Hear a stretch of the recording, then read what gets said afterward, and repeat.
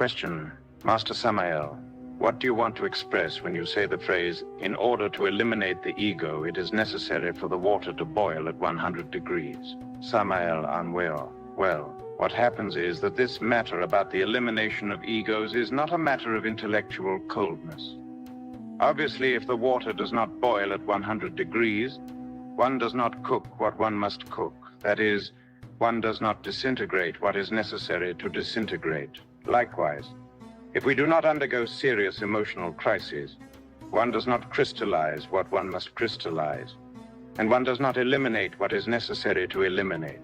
It is necessary to disintegrate psychic aggregates, and once they are eliminated, some faculties, some virtues, some psychic power crystallizes in replacement of each of them. When we say soul, it must be understood that we refer to a set of forces, powers, virtues, etc. For example, if one disintegrates the defect of lust, then the virtue of chastity crystallizes within us. If we eliminate hatred, then love crystallizes within us. If we disintegrate egotism, then altruism crystallizes within us, and likewise successively. Whenever we eliminate a defect, something of the soul crystallizes within us, a law, a power, a virtue, etc. Thus, when all of the psychic aggregates that we carry within our interior die, we will then possess our entire soul. This is why the Gospels state, in your patience you will possess your souls. Moreover, even the physical body must become soul.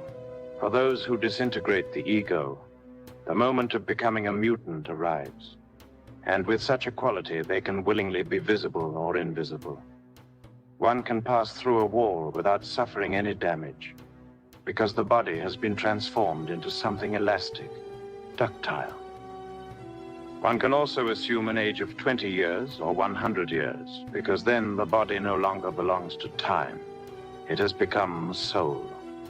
That is what is important. Woe to the one who loses his soul, who does not crystallize it in himself. A man can be very rich, can have an extraordinary erudition, can be a great occultist, etc. But this is worthless to him if he has lost his soul. Question. It is true that some saints emanated the scent of flowers from their bodies. Is this event due to what you expressed in the previous answer, Samael Aun Weor? To a large extent, it is due to what I already stated. Yet, it is necessary to go beyond the category of a saint. One thing is the profane, another thing is a saint, and yet another is an adept. Regarding the adept, even his very body of flesh and bone becomes soul, can become immortal, becomes a mutant that is no longer subject to time. Question. Could you explain to us, Venerable Master, the process that you underwent in order to comprehend your defects? Samael Aun Weor. That was a matter of very rigorous analyses through applying the technique of meditation. Through that way, one gets to the comprehension of this or that defect. Once it is comprehended, it can be disintegrated with the help of the Divine Mother Kundalini. Question. Before you reached mastery, did you meditate every day? Samael Aun Weor. Meditation is the daily bread of any true aspirant to wisdom. I have always meditated, and I will continue meditating always. Question. Would you explain to esoterically self-discipline oneself in order to not let oneself be swallowed by the ego? Samael Aun Weor. Regarding matters of esoteric self-discipline, there are many subjects that cannot be published and that can only be communicated from teacher to disciple. Question. Definitively, Master, one who does not meditate cannot dissolve the ego. Samael Aun Weor. No, he cannot, because he cannot comprehend it.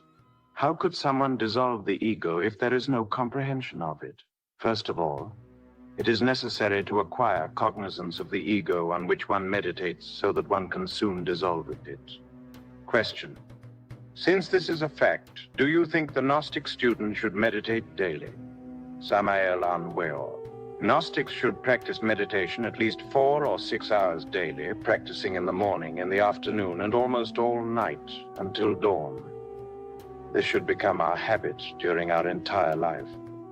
Thus, if they proceed that way, they will live a profound life and will self-realize themselves. Otherwise, they will live a superficial, hollow life, a chronicle life, something, we would say, like a shallow puddle. We know very well that any puddle at the edge of a road is soon dried under the rays of the sun, and thereafter, only rottenness is left. Nevertheless, the lakes are very different. They are profound, full of fish and life. We must therefore learn how to live profoundly, and this is obtained by means of meditation.